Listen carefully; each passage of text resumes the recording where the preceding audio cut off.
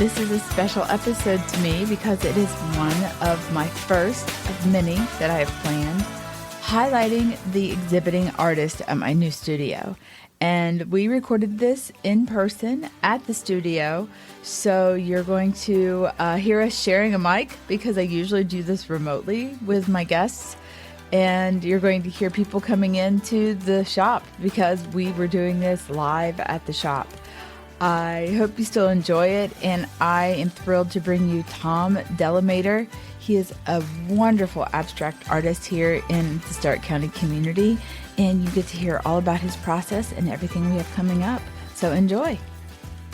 Welcome back to Brutifully Made. I am ecstatic about having Tom Delamater here for a special broadcast and a special episode because he is my exhibiting artist for September. Welcome, Tom. Thanks, Tracy. It's great to be with you. I'm really excited for the show, which is coming up for the entire month. We have a ribbon cutting this week on Thursday night, and right after that is Tom's reception for his beautiful artwork, and I can't wait for him to share his entire story. You're going to start from when you were a child. Yes. No, really. I mean, his influence from his father and what he has shared with me so far is just wonderful. And your process and everything that you do with your art. So I would love for you to go back as far as you would like. But really, I just think that it's fascinating. So please share. Mm-hmm. Well, I appreciate the chance to do that and talk about my dad because he was a very talented illustrator and cartoonist. Mm-hmm. Dad was a draftsman by trade. He worked at Diebold here in Canton for 30 years. And on the side, he was always doodling. And he went to school, took some drawing classes, but he had also done that since his high school days. Mm-hmm. And so Dad just was he just had a great eye. And he developed over time a style of cartooning that was very clean lines. You've seen some of it. And Dad just had this knack for not just being able to draw appealing characters, but funny characters, but he also had the ability to see things in three dimensions spatially because he was a draftsman. Right. So much of what he did for his career was, he designed bank vaults and bank systems for Diebold. Right. And so draftsmen are kind of like architects. They understand how to do that. And Dad saw everything three-dimensionally. So he had this ability to draw like aerial views of things and sketch out buildings and neighborhoods or what have you. So that was an influence just from the standpoint that he was always doing it. And then Dad also, I think, maybe underappreciated by us kids growing up, he had a lot of books on art. And he had a lot of books that contain, reprints of famous paintings. Oh, wow. Yeah. So we had that around the house all the time. And growing up, those were fun to look at, but nothing really clicked with me during that period of time. Yeah. So he showed me a few things, drawing and sketching, and I started to do that when I was in high school, but then that just faded, and I got into other things and got into my career. And didn't pursue any of it until much later in life. I know. That's what you shared. And I'm going to see if I can sneak some of the drawings, a couple of his father's, because he has shared those with me. Tom, they're amazing. And I love his writing with them. And you were sharing how the perspective, like you said, in his mind is translated on paper with a story. Mm-hmm. And it's it's so creative. And your career, like you said, really isn't based in art, wasn't starting out in art, but you're a very creative person. Well, thanks. I was always around mostly art direction, publication design, advertising. And because of that, then also worked around a lot of photographers and some really world-class photographers. And then you learn things about lighting and you learn about color. Yeah. You learn about composition. So I never claimed to be an art director in the purest sense. I worked with a lot of art directors. I designed a lot of publications, newsletters and things of that nature over the years, flyers and things that I did myself. I mean, I had that ability to do. But an art director to me is somebody who has taken that to a whole nother level. But I worked with a lot of great art directors over the years in publishing and in advertising. And so, again, those things start to rub off on you. And you learn from those people. photographers, art directors, and so on. And so it was during that period of time, I think, that I gained a real appreciation for color and balance and composition and things. And that obviously has served me well. It has, yeah, because those are some of your strongest suits when you look at your pieces, and the abstract and impressionism that you tend to describe your pieces having. You can see that, but the influence of that experience also comes through. Yeah. Just like you're pocketing all of that knowledge as you're talking to an art director, or you're talking to a photographer, your layout, all of that. I can see that bits and pieces are in your work, and I just think it's fascinating. Also, the fact that you did not even start painting until the pandemic. Right. Yeah, that's when it started. That is incredible. Yeah, it's kind of wild. I told you the story, and to be as brief as I can, we can talk a long time. Well, my daughter was moving, and I thought she didn't really need anything, but I thought, well, it'd be cool to do something sort of as a housewarming. So anyway, I decided, well, I'd always thought about, air quotes, painting, and had never done it all these years. And so I thought, why not? So I literally went down to the local discount store, got some inexpensive canvases. But of course, first I went online and I Googled some painting instruction, and I found some videos, and I found one that I thought, well, I could do that. And it was a paint blotting technique, which is very simple and very basic. And I thought, well, I can do that. So I got the materials and I did a painting. And I ended up, just for fun, putting it on my Facebook account. And a lot of people that I knew said, hey, that's really good. And then people started asking me, could you do one for me? And so I did a few as gifts, and that's really how it all started. But even then, I wasn't necessarily thinking, oh, I'm going to do this. I'm going to be an artist. As a thing and be an artist. But what happened was the following spring, this would have been in 2021, I was out of town on a kind of a fact-finding business trip, is what I'll call that. And I was cooped up in a hotel for several months, 3-4 months. And so that got old real fast. Plus, the pandemic was still having an effect. People, people weren't out a lot. People still were not, people you were still distancing. They were wearing masks and things. This is still a year later. So I was in the room a lot, and you get to be stir crazy. So there was a Walmart about a half mile down the road. I went down there and I picked up some canvas panels and some Walmart acrylics and some plastic palette knives and some inexpensive brushes. And I just took it all back to the room. I covered the table that was in the room with a blanket, and I just started painting.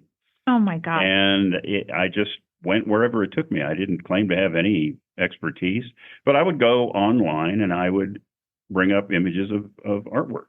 And, obviously it took me in the direction of abstract art, but I love it anyway. And that's a whole nother story because of the Jackson Pollock influence. But I just started doing it. And over the course of that spring, just about 4 months, not quite 4 months, I did about 50 paintings. That's incredible. Yeah, because I had the time. Right. And I'm not going to claim they were all worth looking at, but, I did them. Right. They're still around somewhere. Amazing to me. I just love that story. And I love how you're still evolving in your style, and you're not afraid to try something different, because some of these, you've told me, you've had a lot of people comment how much they love them, and it feels like, oh, I'm getting a lot of great feedback, and that leads me to feel like this would be successful. But then you turn and you try a different style. Yeah, it really has evolved over time. I didn't mention Jackson Pollock to drop a name by any means. You just can't. No, but visually, I think that helps people listening to kind of get an idea. You don't want to presume to do something like that. But it really goes back to when I wasn't painting. I wasn't an artist of any kind. When I first saw the film that Ed Harris did about Jackson Pollock, I was really fascinated. Again, don't want to go too deep into all this kind of stuff, but I really identified with the character. And I think now looking back, the reason is that as a child, I spent a lot of time alone. And even when I was in school, in middle school, high school, I almost felt at times like somebody, an observer in a movie, watching what was going on around me, Really? as opposed to being immersed in the Okay. experience. Okay. So if you want to call that a loner, you can call it that. People are surprised when I say that because I've always been in public relations and I'm comfortable speaking in front of groups. Right. I'm comfortable in social situations. I don't have a problem with that. But it was the circumstances of life. Mm-hmm. I was alone a lot. And so when I saw the film, it was just the character and the way it was portrayed. There were things I could really identify with. It was interesting to me, the effect it had on me. I'm not an addictive personality. It's not an alcoholism, drug addiction thing or anything like he had trouble with. But it was just the dialogue, and it was the sense of how he progressed as a person and as an artist that was really fascinating to me. Pollock was not a kind of a person anybody really should emulate, but at the same time, when you see a story like that and you can feel empathy for the character, then there's a connection there. And I didn't make the full connection until I started painting. And that's when I kind of went back to all of that and I began to read about him and other abstract expressionists. And I found myself really immersed in that time period and fascinated by it. Yeah. And I still am.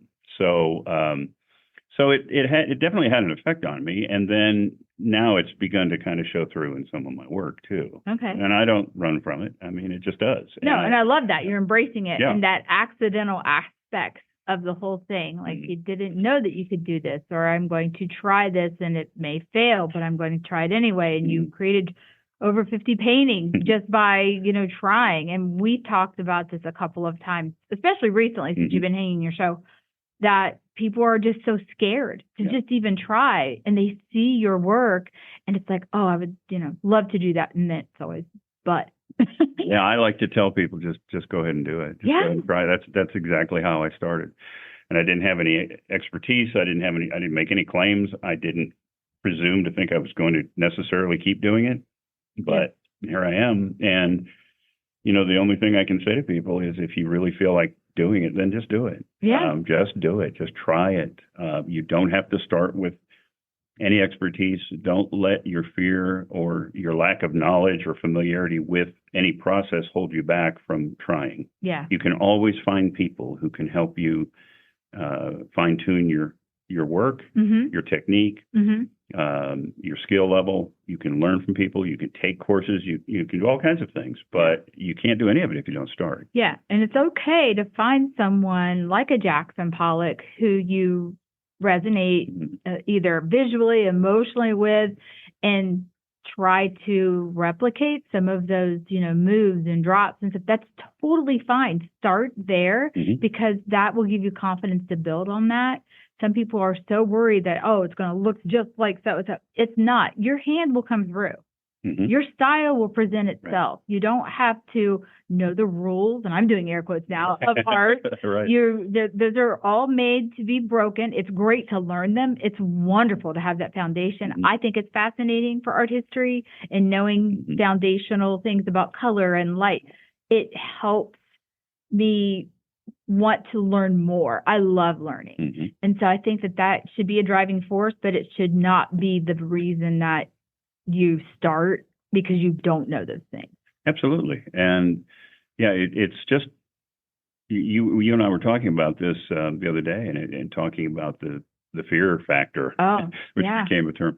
But you don't want to let that scare you. And the other part of it too is, for me, I was, my career, I was fortunate in that my career in public relations and advertising and marketing put me in contact with so many, people that had skill, particular artistic, photographic skill, what have you. Excuse me. And then you put on top of that the fact that I worked in education for a number of years. I worked in doing marketing in K-12, and then I also worked in higher ed. And my most recent full-time position was with a community college district in Texas. And we had a gallery at one of the campuses. We had art faculty there, just some superb artists, art historians, photographers, sculptors. Oh, wow. And so I was around them a lot because our department, again, I was doing public relations, so we helped promote the drama, the music, the art department, the gallery. And so I was around them a lot, and I was fascinated by their skill, their talent, their knowledge, just high respect and regard for all of them. Right. And so over time, then, too, I would attend the different exhibitions at the gallery, and the gallery director would have artists from the Dallas area and beyond come in and do shows. Oh, my goodness. So then you're exposed to a whole nother group of brilliant artists. Right. And it was just a cool thing to be immersed in and to be around.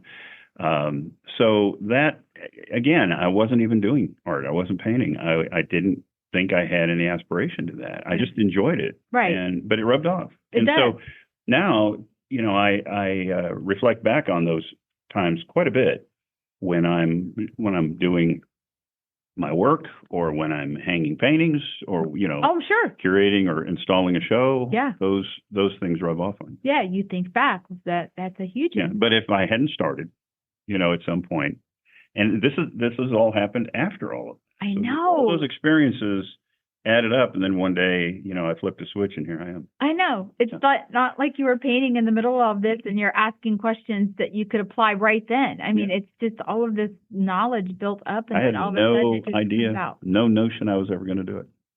Go figure. It's incredible. Your work is incredible, and I'm also really excited that you have agreed to teach class.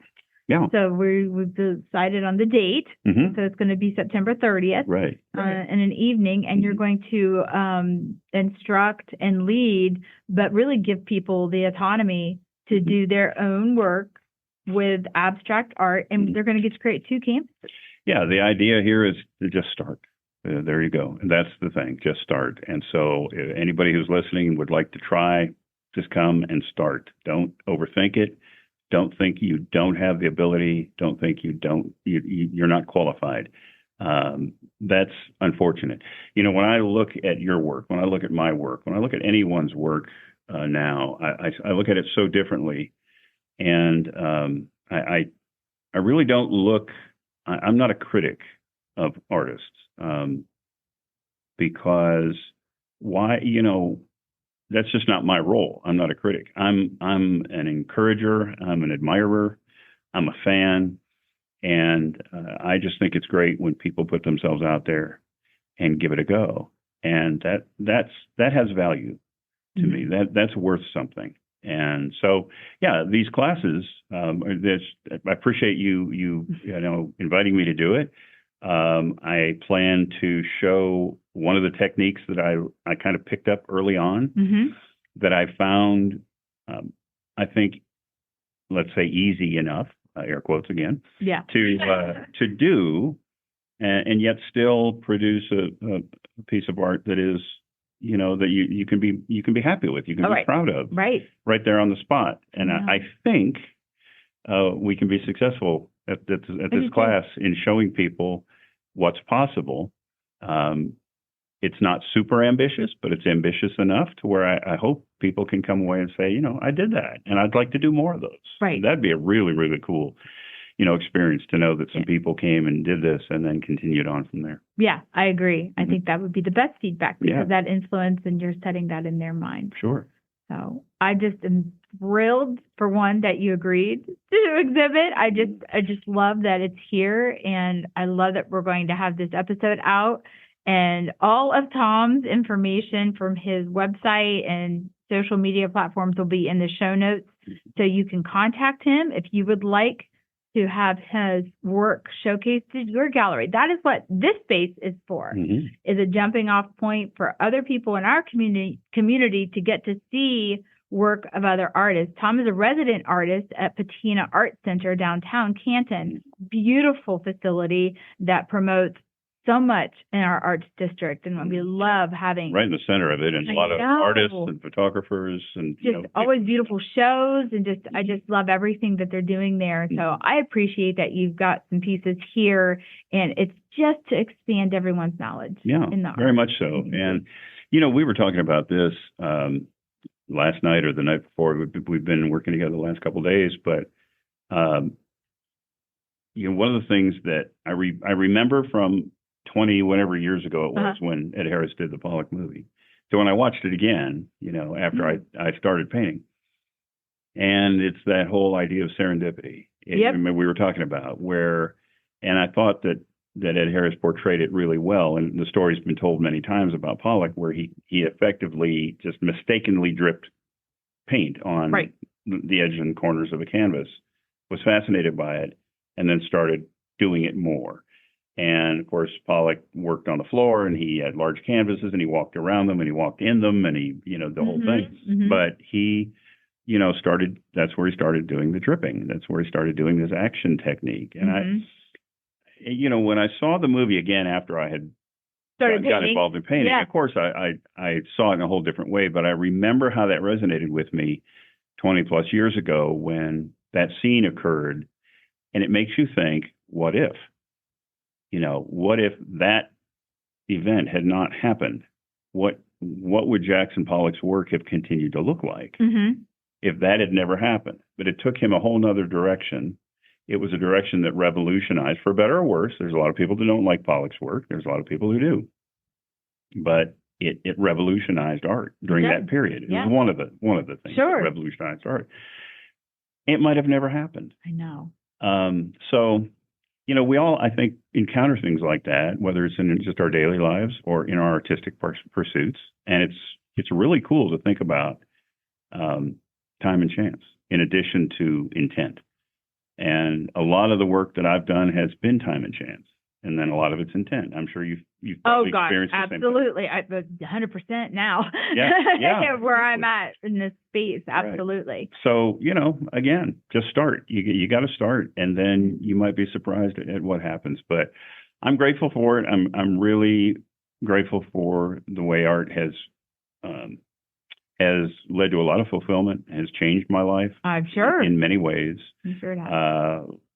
And so it was late in life. I mean, that rather than sit there and think, well, man, wouldn't it have been cool to go to art school when I was 20 years old and been painting all those years?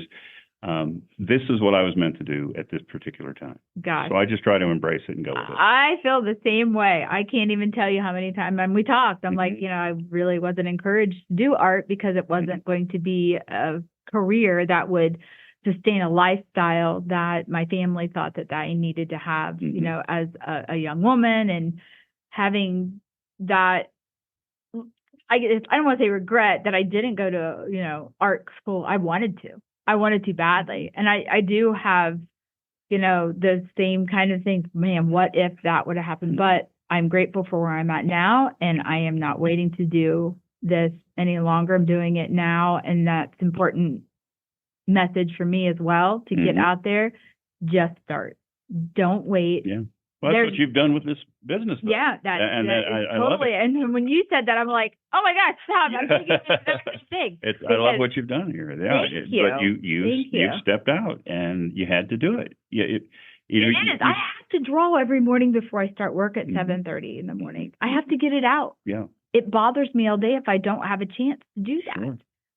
And it's like this place. As soon as this really came to fruition and it was an actual viable thing that I'm like, I am going to make this happen, it has energized me beyond ways that I can even explain, because people are like, don't you sleep? Don't you do this? Because I'm working a full-time job on top of this. And I can't explain how I am full of energy, full of just promise for this to take off and do well, but not just for me, but for the community. Yeah. That's so important. It is. Me. And, one thing I almost forgot to mention that I wanted to be sure to mention, and you and I did talk about this yesterday, because you asked me, my dad passed away in 2018, and you asked me, so did he ever see any of your art, any of your work? And he never did. And, that's unfortunate. I know. It would have been cool. He would have loved it. He would have loved it. Dad he wasn't an abstract guy. He would have loved it, though. I guarantee you. He would have. There was total appreciation for that. He would have loved it. He would have been proud. He would have raved about it, whether it was good or bad, didn't matter, because he was a fan. But he never did see it, and it would have been cool if he could have. Yeah. So many times when I doubt myself or I don't feel like doing anything or whatever, the wah stuff we do. I just think about my dad, and in a way, so much of what I do is to honor him because of the influence that he had with his work. And, I should probably share that real quick story of the fact that when Dad did his cartooning back in the 60s and the 70s, I showed you a bunch of cartoons that yes, he did. you did. They're amazing. Yeah, he would do these single panel cartoons, and they were really funny. But, like anyone in the publishing world or anything else, if you don't have an agent and you're not with a syndicate and you don't have these ways to get your work out there, you're just a lone wolf flying solo doing your thing. Yeah. And so Dad didn't have any way to market his work. Yeah. And so as a result, over time, he just, submitted them to a lot of publications, but they were never accepted, never published. We're going to have to share some of exactly. a couple so people can see the style he has. And so I think about the fact that he didn't have the opportunity that I have now. And so it's just an incentive to keep going and not give up and not get down. Because he persisted, and his joke was he had rejection slips from some of the finest magazines in the world. I love that statement. Yeah. He said. That's so awesome. He had a good sense of humor about it. He was a realist, and he's still a big motivational factor for me. I love that. So. Well, thank you, Tom. And we have a live store. Yeah, people are coming in. That's right. And I love it. Good. Yeah. So thanks again. You bet. I can't wait to share this with everyone. Sure. Well, thanks, Tracy.